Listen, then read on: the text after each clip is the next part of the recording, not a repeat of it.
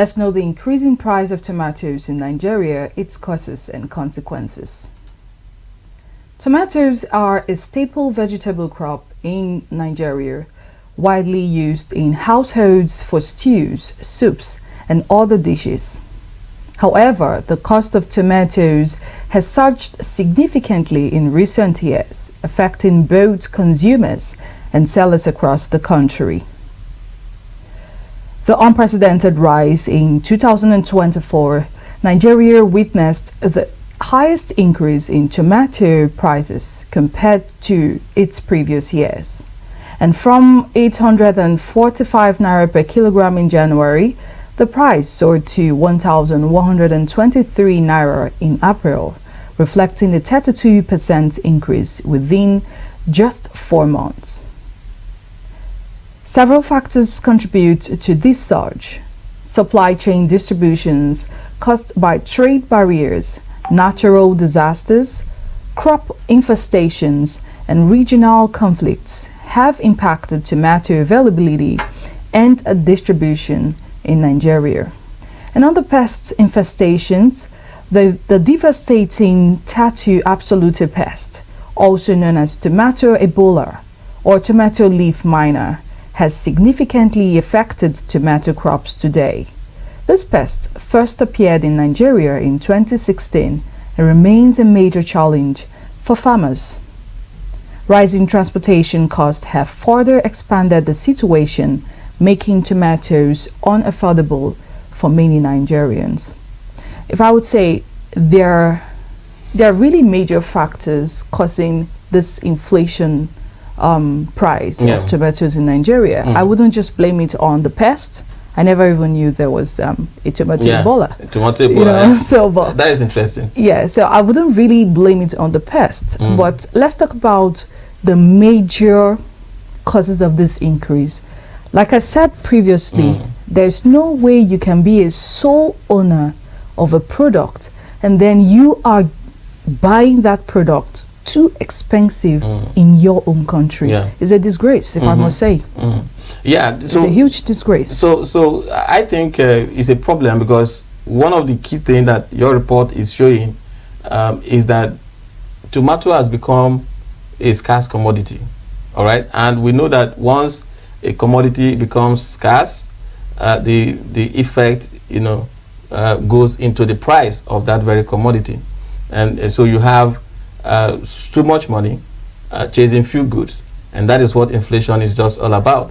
And so we see that reflected in the price of tomatoes. And from what you have just pointed out, 32% increase in just about 4 months, all right, is what families have to deal with. You see, let's go back to the recent government. Let's go back to the government now. The new government came in and it gave new rules, changing taxes and tariffs, from what it used to be to a higher percentage now. In fact, the fuel subsidy removal, electricity bills. This is me trying to say that these are literally major factors that has made this so own products that we have to be increased, because the farmers now are considering these price inflations. And that is why I will still throw back to the government. I will still blame the government, unfortunately, saying why should this be released or be changed if there were no alternatives to stabling this very new rules that they made. So I don't really know, but I must say that the truth of the matter is that the government will always have a role to play, all right, in managing the economy. So this squarely stops on the table because, for instance, the Minister of Agri have to do more to see that tomatoes is readily available, because it's used for our staple foods, for stew, for you are the for stew, soups. Is used to make nice dishes. Myself particularly, I'm concerned because I'm a lady, I'm a woman, so whenever we cook. So but yesterday I think I went to the market and I found out that you can't even buy a tomato for as cheap as 100 naira or 200. Yeah. And even pepper. So I got too concerned and I said, no, I wouldn't really blame the farmers this time. Let's blame the government because unfortunately they made new rules that are affecting the lifestyle of people and the markets of people, and they forgot that this really can now, would change the economic system as a whole. Exactly. So it's a whole lot of issues. The government will need to look into how they can make tomato readily available for customers, because again, I think that if we lose that nutrient, all right, that tomato provides, there are consequences to our diet, and our dieting, which has been accustomed to tomatoes. And so if we begin to have diet that is absent of tomato, then there could be problems. So what do you think about that? So let's look at the impact that lack of tomatoes on our diets can cause. The galloping price hikes have made tomatoes increasingly unaffordable for families, exposing them to the risks of malnutrition. Tomatoes are a vital source of vitamins and antioxidants, and their scarcity affects overall dietary diversity. The inflationary pressure extends beyond households to restaurants and eateries. As tomato prices soar today, businesses face higher costs, impacting their profitability and economic stability. So for me, you can see the impact of that inflation. Inflation, yeah. Okay, there is inflation, but for me, my concern is in the well-being, because if we want to tie this to the government, then we must be very clear in why we are tying to the government. Now, the Constitution provides that the government's job, all right, why we elected the political leaders and those in appointed offices, is essentially for them to cater for the well-being of the people. And from what your report is saying now, absence of tomatoes is going to affect our dietary diversity. Of course. All right, and making it impossible for us to have some of those vital nutrients that we need as human beings. So yes, what that is why the government needs to consider.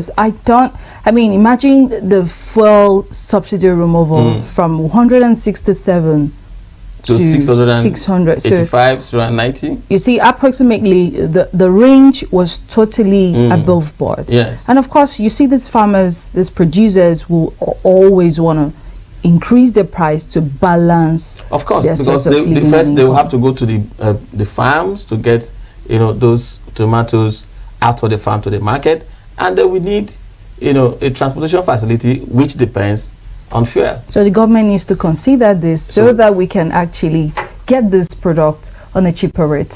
However, we look at the recommendations of this management.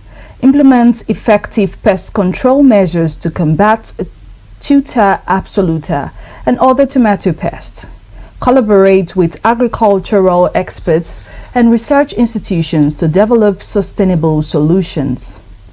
And the investments in infrastructure, improving transportation networks to reduce costs and enhance the efficiency of tomato distribution from farms to markets.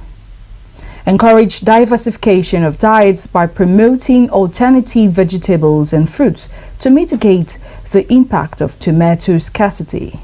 And in conclusion, addressing the tomato price crisis requires concerted efforts from policymakers, farmers, and consumers. Ensuring food security and affordability is crucial for the well-being of Nigeria's population. Thank you. Thank you so much for that insightful report. Now, one other thing I want to quickly point out from that report is the fact that there are alternatives to tomatoes, in terms of making our dietary diversifications to be rich, yes, and nourishing for our bodies. And so these are some of the things that falls within the ambit of the responsibilities of government. Yes. Because they should know that currently there is a if they make growing those absence- decisions, it will affect. Of course, that is on one part, That's but right. there is a growing absence of tomatoes for the greater population, and they could, in a way, carry out some form of sensitization, some form of awareness to say, okay, we are working on making sure that tomato is available. However, in the meantime, these are alternative measures, alternative dietary provisions that you can begin to consider in your day-to-day dietary choices, so that you will not, your body system will not also fall short of, you know, what it needs to function effectively vis-a-vis the lack of tomatoes in the market. But wait, Mr. Sai, do you think that if these new rules or laws, which they actually inflated or brought in, if it's not changed, do you think that the market price can really be changed? What do you think? I think that is what we have been hammering on this show every day. So I think we should just crack it down very well, just so that it's just going to sink in, because myself, I'm coming from the aspect that those things need to be looked in, those laws need to be looked into, and then reduced. The removal of fuel subsidy and the flotation of the naira. Those are the two policies. It should just be reduced. Yes, for the concern of the people. That is all right. We'll see what happens. We'll continue to hammer it on the show, and you know, hoping that the government is hearing, the authorities are hearing, absolutely, and that you have added your beautiful voice to it. So we hope they hear. Yeah, they will hear, and that is that for Zonal Business Economy this beautiful day. We thank Madima so much for this insightful report on the cost, the increasing price of tomatoes and its impact on families.